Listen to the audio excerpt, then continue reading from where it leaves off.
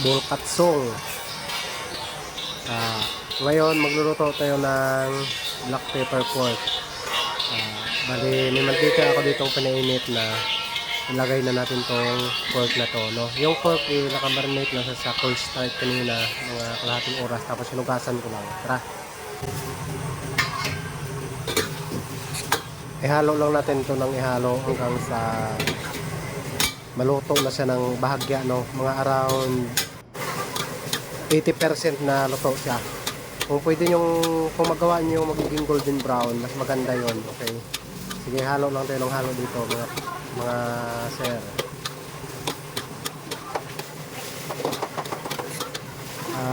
Siguro pwede na to, no? Oh, medyo luto na siya, no?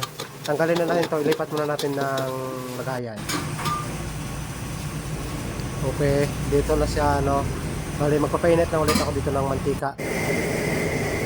Bali maglalagay lang ako dito ng mantika, mga sir. Tapos lutuin natin ito yung liver, para maiwasan yung langsa ng liver, no? Pwede namang ituloy-tuloy kayo na sa pork, kaso pag ako kasi nagluluto talaga, kasi merong mga tao na ayaw ng medyo malangsa, lalo na yung mga babae, kaya luluto ko na lang ng separate yung liver para okay ba. Okay, tara, let's go. So okay na to, no? Nakuha na natin yung tamang luto. Huwag nyo lang i-overcook para hindi siya matigas. Okay, tatanggalin na natin to. Okay, nandito na dito sa pangatlong step, no? Naginit ulit ako dito ng mantika. Baka yung ano nga, para igisa yung ating bawang, no? Medyo damihan nyo ng bawang kasi mas marami, mas masarap. Ipakuan nyo lang na magiging golden brown para mas masarap siya. Okay, golden brown na siya, no? Ilagay na natin yung ating pork dito, tapos sabay halo lang rin ng halo.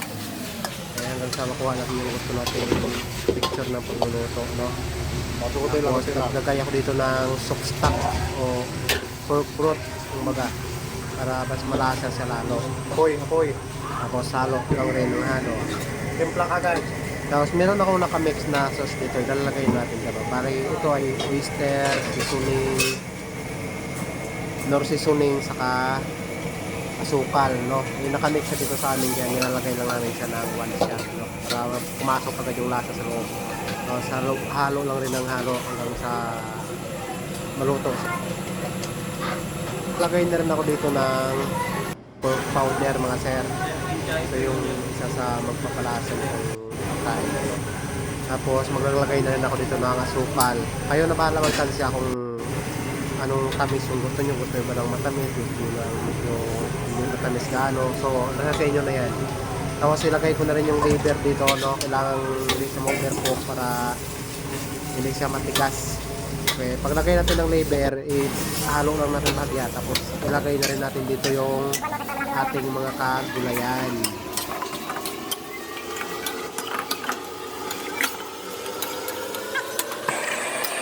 Okay, no? Okay na to siya, guys, no? So ilalagay ko na dito yung ating gulay. Unahin natin yung white onion. Okay. Tapos isunod natin yung ating bell pepper. Tapos sunod natin yung ating green chili. Lagay na, dali. Tapos ihalo lang natin ng ihalo. Okay.